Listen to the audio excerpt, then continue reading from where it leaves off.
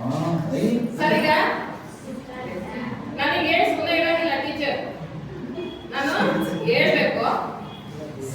ನೋಡ್ರಿ ಬಾಯಿಂದ ಹೇಳ್ತಾ ಇದೀನಲ್ಲ, ಇದು ಸೇ ಸಿಟ್ ಗೆಸ್ಚರ್, ನಾನು ಸಹ ಕೂತ್ಕೋದು, ಇದು ಆಕ್ಷನ್.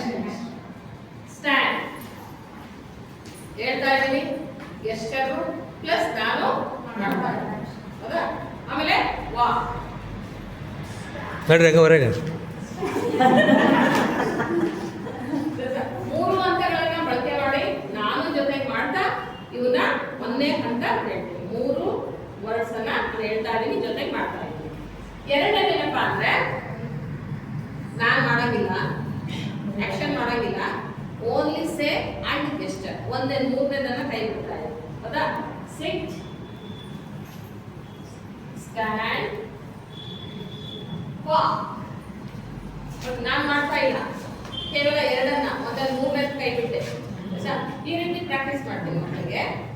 ಮೂರನೇದು ಏನಪ್ಪಾ ಅಂದ್ರೆ ಎರಡನೇದು ಕೈ ಬಿಡ್ತಾ ಇದ್ದೀನಿ, ಅಂದ್ರೆ ಆಕ್ಷನ್ ಬಿಡ್ತಾ ಇದ್ದೀನಿ, ಗೆಸ್ಚರ್ ಬಿಡ್ತಾ ಇದ್ದೀನಿ. ಯಾಕಂದ್ರೆ ಅವ್ರು ಪರ್ಫೆಕ್ಟ್ ಆಗಿದ್ದಾರೆ.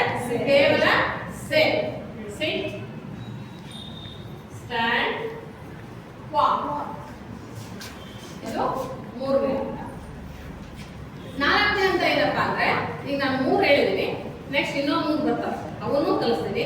ಅವೆಲ್ಲ ಸೇರಿದ ಮೇಲೆ 6 ನಾನು ಯಾವ ರೀತಿ ಕಲಿಸ್ತಾ ಬಂದಿದ್ದೀನಲ್ಲ ಅದೇ ರೀತಿನೇ ಸೀರೀಸ್ ಆಗಿ ಹೇಳ್ತಕ್ಕಂಥದ್ದು, ಉಲ್ಟಾ ಪಲ್ಟ ಅಲ್ಲ, ಸೀರೀಸ್ ಆಗಿ ಹೇಳ್ಬೇಕು. ಸಿಟ್, ಸ್ಟ್ಯಾಂಡ್, ವಾಕ್. ಇದು 4ನೇ ಹಂತ. 5ನೇ ಹಂತ ಏನಪ್ಪಾ ಅಂದ್ರೆ ಜಂಬಲ್ಡ್ ಮಾಡೋದು. ಮಗು ಪರ್ಫೆಕ್ಟ್ ಆಗತ್ತಾ ಇಲ್ಲ ಅಂತ ಹೇಳಿ ಜಂಬಲ್ಡ್ ಮಾಡೋದು, ಮಿಕ್ಸ್ ಮಾಡೋದು, ಅಲ್ಲಿ ಇಲ್ಲಿ ಅಲ್ಲೇ ಹೇಳ್ತಕ್ಕಂಥದ್ದು. ಬಟ್ ಜಂಬಲ್ಡ್ ಮಾಡ್ಬೇಕಾದ್ರೆ ಹುಷಾರಾಗಿ ಮಾಡ್ಬೇಕು. ಈಗ ನಾನು ಮಾಡ್ತೀನಿ ನೋಡ್ರಿ, ಸಿಟ್, ವಾಕ್. ಆಗತ್ತಾ? ಅದನ್ನು ಯೋಚನೆ ಮಾಡ್ಬೇಕು. ಜಂಬಲ್ಡ್ ಮಾಡ್ಬೇಕಾದ್ರೆ ನಾವು ಶಿಕ್ಷಕರು ಯೋಚನೆ ಮಾಡಿ ಜಂಬಲ್ಡ್ ಮಾಡಿ ಹೇಳ್ಬೇಕು.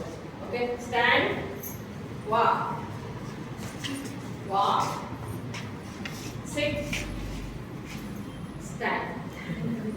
ಈ ರೀತಿ 5 ಹಂತಗಳನ್ನ ಬಳಕೆ ಮಾಡಿ TPR ಆಕ್ಟಿವಿಟೀಸ್ ಅನ್ನ ನಾವು ಮಕ್ಕಳಿಗೆ ಕಲಿಸ್ತಾ ಇದ್ದೀವಿ.